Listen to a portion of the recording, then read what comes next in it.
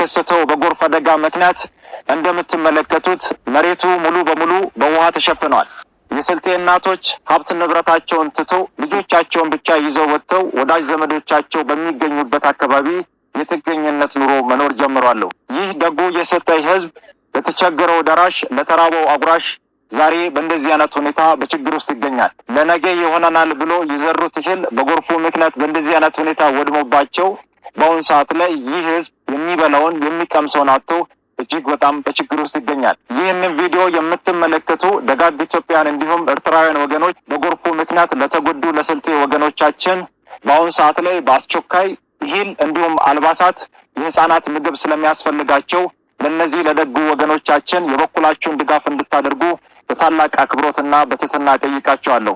ይህንን ቪዲዮ ሼር ማድረግ ለስልጤ ወገኖቻችን ትልቅ እርዳታ ማድረግ ነውና ሁላችሁም ለወዳጅ ዘመዶቻችሁ ይህንን ቪዲዮ ሼር በማድረግ የተለመደውን ቀና ትብብር እንድታደርጉ በድጋሚ በትህትና ጠይቃቸዋለሁ።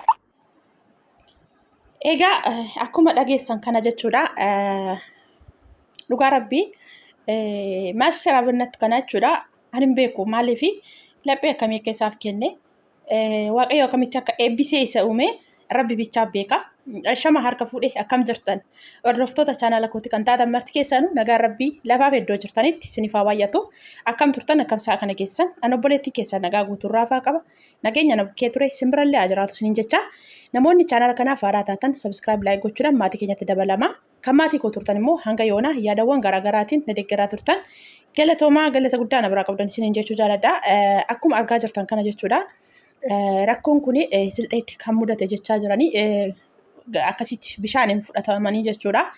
Mana isaaniitti irraa buqqaanii sa'aatii kana jechuudha. Maaliif keessattuu sa'aatiin kun baay'ee ulfaataadha. Sa'aatii kana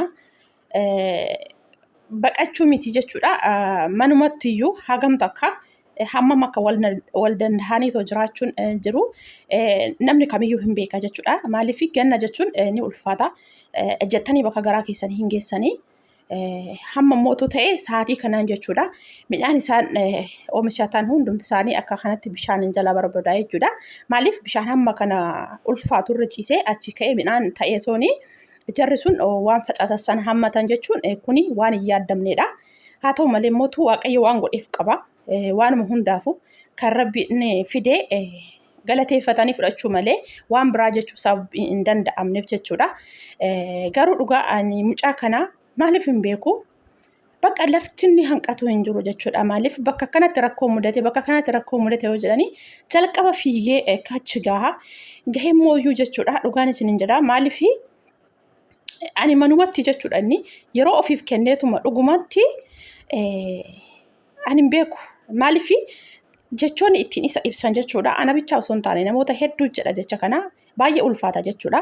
Haa ta'u malee hundumtuyyuu jechuudha. Kallattii kamiiniyyuu osoo namni akka isaa kanatti yaadu yookaas immoo ilaalcha akka isaa kana ilaalcha gaarii baay'ee miti jechuudha. Parsantii 100 keessa parsantiin 15 akka isaa kanatti ilaalcha akka isaa kana qabaate dhugaa rabbii namni Itoophiyaa keessatti hin rakkatu.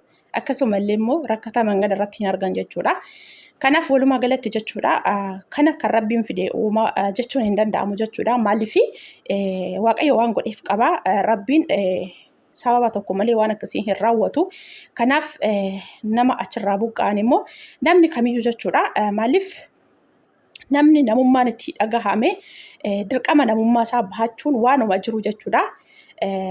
Isaanis akkuma nama kamiitu jechuudha osoo akkasitti lolaan kun isaan fudhachuu baate mana isaanii ho'a keessaa dirqamanii hin ba'an jechuudha. Kanaaf ho'ifatanii sa'aatii kana ganna jechuun hin qorraa. Sa'aatii kana kanuma mana isaanii ta'anii maatii isaanii wajjin ijoollee isaanii guddifatanii haa ta'u malee immoo tuka kan waaqayyoon fidee wanti godhamu hin jiru.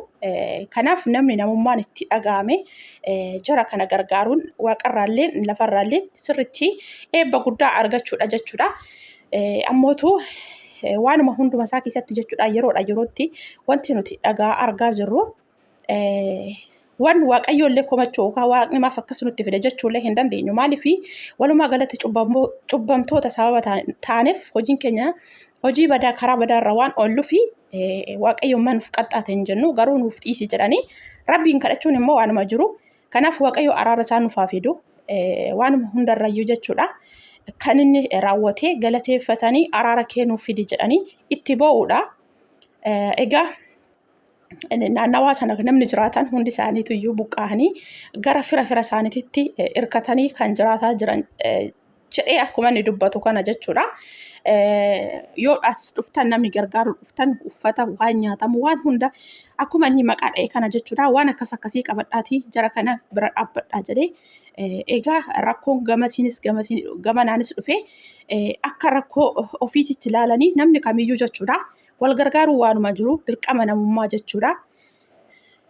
Egaa obboloota koo maaliifi ani hoggaan mucaa kana ilaalee maaliifi inni yeroo hunda gaafii inni gaafatamu yoom ati jireenya kee keessatti sa'aatiin raftii boqonnaa ofiif kennitu sa'aatii kam faadha jedhamee iddoo itti gaafatametti maal jedhee deebisee ani boqonnaa hin qabu boqonnaan kan koo jara kana wajjiniin kolfee isaanii beela'ee nyaachisee isaan gammaduu isaanii yoo argeeyyuu anaaf boqonnaadha.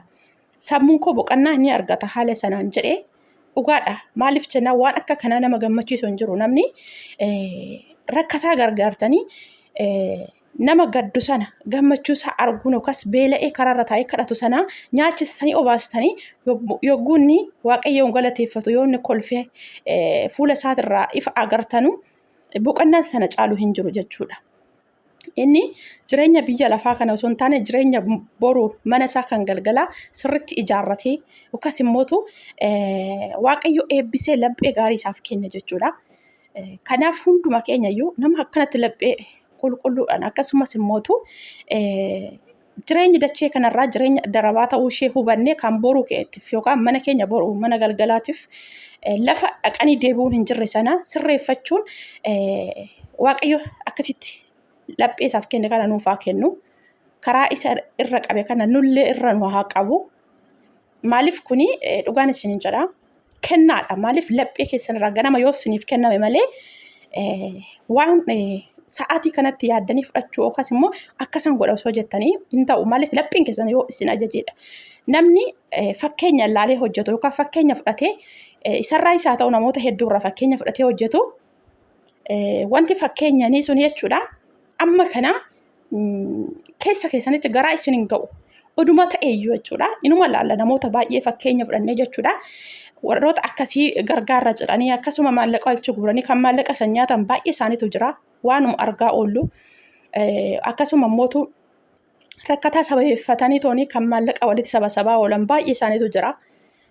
Kanaaf ani isa maaster abinnatii fi baala adaraa kan jedhu sana dhugaa rabbii waan dhugaadha. Maaliif maaster abinnatiin kunillee amma ta'etti noormaalii fuula isaa namni kamiyyuu hin beeka. Garuu baala adaraa kan jedhu sana hamma hawunatti namni kamiyyuu fuula isaa argees jira jedhee yaadu nama biyya keessatti qaamaan isa argeen alatti jechuudha. Namni onlaayinii irra jiranii ani argee hin beeku fuula isaa hin agarsiisu. Bakka waan isirraa eeggamu kaayyoon isaa nama gargaaruudha. Kan beela'e karaarraa kaasuu kan dhobate obaasuudhaami. Garuu maaliif hojiin dhugaa yookaan hojii sirriin akka sanatti namoonni tokko birrii 5 yookaan birrii 2 fakkeeffatanii nama sanatti kennanii baay'ee meeqa argaa turra. Maaliif itti kennanii kaanii wajjin viidiyoo waraabanii yookaan suuraa wajjin kaanii takka turanii birrii san kan irraa deeffataa turanii baay'ee jira jechuudha.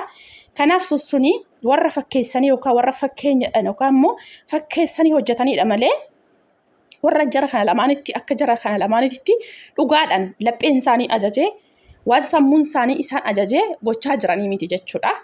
Kanaaf isaan kana lamaan baay'ee tokkollee sirriitti hin dinqisiifadha. Sirriittillee yerootti viidiyoo isaanii nan hordofa. Kanaaf walumaa galatti guutuu keenyaafuyyuu laphee isaaniif kenne kana nuuf haa kennu. Karaa isaan irra qabe kanallee nullee irra nu haa qabuun isiniin jedha obboleewwan kooyi. Maaliif gaarummaan hojjechuun ofiidhafi. Namni tokko waan gaarii tokko yoo dalagee isa dachee kanarraa osoo hin taane isa boruu mana isaa isa galgalaatiif akka galaa guduunfataa jiru beekuun nurra jira jechuudha. Egaa walumaa galatti laphee akkasii rabbiin nu haa kennuun isiniin jedha.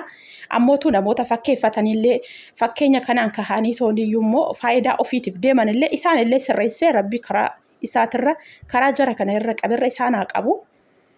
Walumaa galatti waaqayyo nama karaa isaa yaadatu nu haa taasisuun isiniin jedha. Egaa